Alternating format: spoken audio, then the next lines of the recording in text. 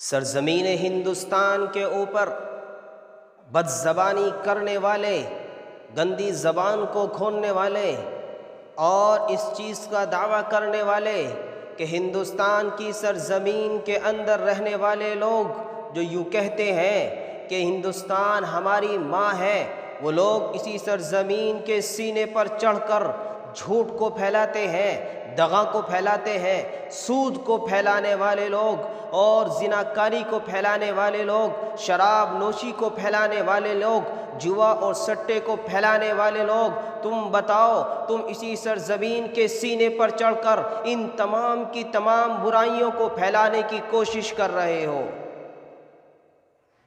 آج اسلام کو بدنام کیا جا رہا ہے، اسلام کو بدنام کرنے کی کوشش کی جا رہی ہے۔ اسلام کو کہا جاتا ہے کہ اسلام طاقت کے بل پر پھیلا ہے، اسلام تلواروں کے زور پر پھیلا ہے۔ نہیں، اسلام طاقت کے بل پر نہیں پھیلا، اسلام تلواروں کے بل پر نہیں پھیلا، بلکہ اسلام اخلاق مندی کے بل پر پھیلا ہے۔ اسلام رسول کی اخلاق کی وجہ سے پھیلا ہے۔ اسلام کو لوگوں نے اپنایا ہے، رسول کی سیرت کو دیکھ کر اپنایا ہے، رسول کے اخلاق کو دیکھ کر اپنایا ہے، رسول کے کردار کو دیکھ کر اپنایا ہے۔ لوگوں نے دیکھا ہے اسلام امن اور آشتی کا مذہب ہے، اسلام امن کا پیغام دیتا ہے، اسلام محبتوں کو تقسیم کرتا ہے، اسلام لوگوں کو پناہ دینے والا مذہب ہے۔ اسلام نے اس دنیا کے اندر عورت کے مقام کو بتلایا ہے۔ اسلام نے آنے کے بعد انسانیت کو اس کے مقام کو پہچانا ہے۔ اسلام نے آنے کے بعد انسان کو بتایا ہے کہ زندگی گزارنے کا سلیقہ کیا ہے، انسان کو بتایا ہے کہ وقت کو گزارنے کا طریقہ کیا ہے۔ اور اسلام کو بدنام کرنے والوں، تمہیں پتہ بھی ہے سرزمین ہندوستان کے اوپر جب اسلام آیا ہے تو اسلام تلوار کے بل پر نہیں آیا، اسلام طاقت کے بل پر نہیں آیا، بلکہ اسلام اخلاق مندی سے آیا ہے۔ سرزمین ہندوستان کے اوپر لوگ کہتے ہیں کہ اسلام محمد بن قاسم جب آیا ہے اس وقت آیا ہے۔ نہیں، محمد بن قاسم تو سرزمین ہندوستان پر سن 90 ہجری کے اندر آیا ہے۔ آپ اس سے پہلے کا زمانہ دیکھیے، عمر فاروق رضی اللہ تعالی عنہ کا دور خلافت ہے، مدینے کی سرزمین پر عمر بن خطاب خلیفہ بنے بیٹھے ہیں۔ اسی دور کے اندر سن 15 ہجری کے اندر سرزمین ہندوستان پر عرب کے لوگ آتے ہیں۔ کس وجہ سے آتے ہیں؟ تجارت کے واسطے آتے ہیں، کاروبار کی وجہ سے آتے ہیں۔ یہاں آنے کے بعد تجارت کرتے ہیں، کاروبار کرتے ہیں، لوگوں سے معاملات جڑتے ہیں، لوگوں سے بات چیت ہوتی ہے۔ یہاں کے لوگ ان عرب کے لوگوں کو دیکھتے ہیں، یہ کیسے انسان ہیں، کتنی سچائی کے ساتھ اپنی تجارت کو کر رہے ہیں، کتنی سچائی کے ساتھ اپنے کاروبار کو کر رہے ہیں۔ ان کی تجارتوں کے اندر نہ دھوکہ ہے، نہ فریب ہے، نہ جھوٹ ہے، نہ بدعہدی ہے۔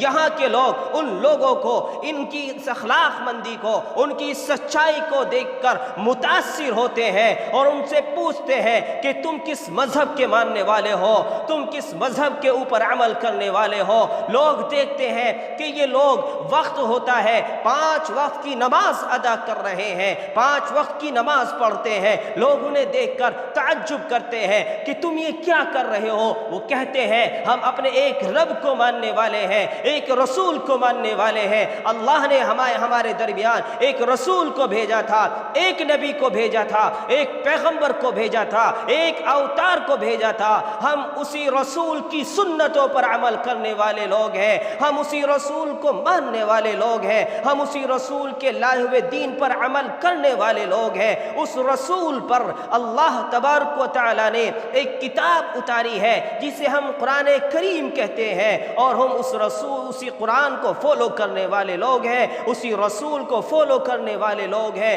اسی کے بتائے ہوئے طریقے پر عمل کرنے والے لوگ ہیں۔ یہ لوگ انہیں دیکھ کر متاثر ہوتے ہیں۔ یہ چرچا پورے ملک کے اندر پھیلتی ہے، اور اس ملک کے اندر اس وقت کا جو بادشاہ تھا، اس وقت کا جو راجا تھا، جسے تاریخ نے چیرانند کے نام سے یاد کیا ہے، چیرانند کے نام سے جانا ہے، چیرانند کے نام سے پکارا ہے، جب اس بادشاہ تک یہ بات پہنچتی ہے، وہ دیکھتا ہے یہ کتنے امانت دار لوگ ہیں، کتنے دیانت دار لوگ ہیں، کتنے سچے لوگ ہیں، وہ ان سے کہتا ہے کہ تم لوگ نماز ادا کرتے ہو تو کیوں نہ میں تمہارے لیے ایک جگہ متعین کر دوں تاکہ تم وہاں جمع ہو کر اپنی عبادت کر لیا کرو، اپنے رب کو یاد کر لیا کرو، اپنے رب کو پکار لیا کرو، اپنے رب کی پرستش کر لیا کرو، مجھے بتاؤ کہ تم اس جگہ کو کیا نام دو گے؟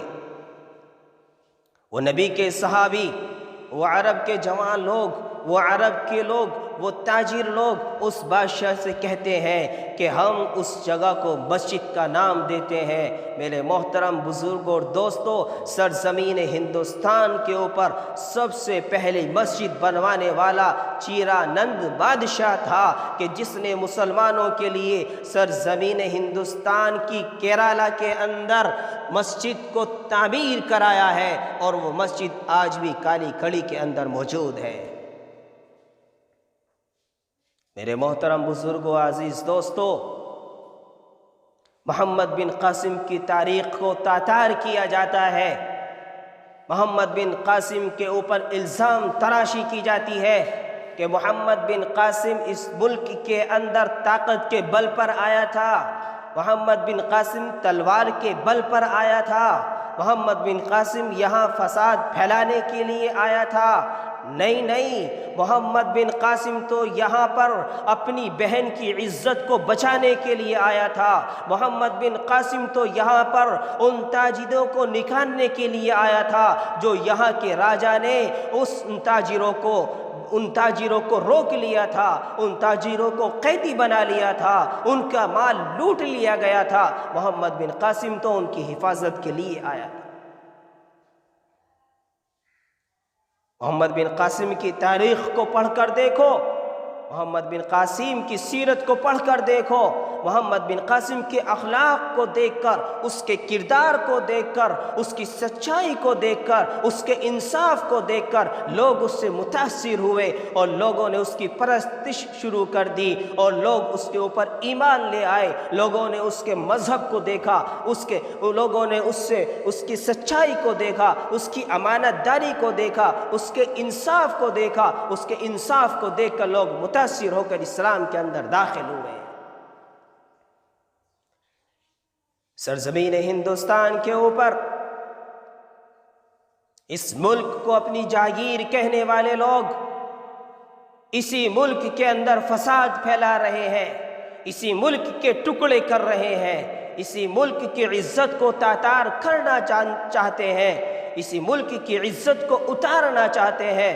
سرزمین ہندوستان کی زمین کو اپنی ماں کہنے والے لوگ اسی ماں کے سینے پر چڑھ کر بیٹیوں کی عزتوں کو تاتار کر رہے ہیں، بیٹیوں کی عزتوں کو اتار رہے ہیں، ان کے روپٹوں کو اتار رہے ہیں، ان کے کپڑوں کو اتار رہے ہیں۔ کیا انہیں معلوم ہے کہ جس زمین کو ماں کا لقب دیا جا رہا ہے، اسی کے سینے پر چڑھ کر ان گناہ کو کرنے والے کیا ملک کی حفاظت کر سکتے ہیں؟ کسی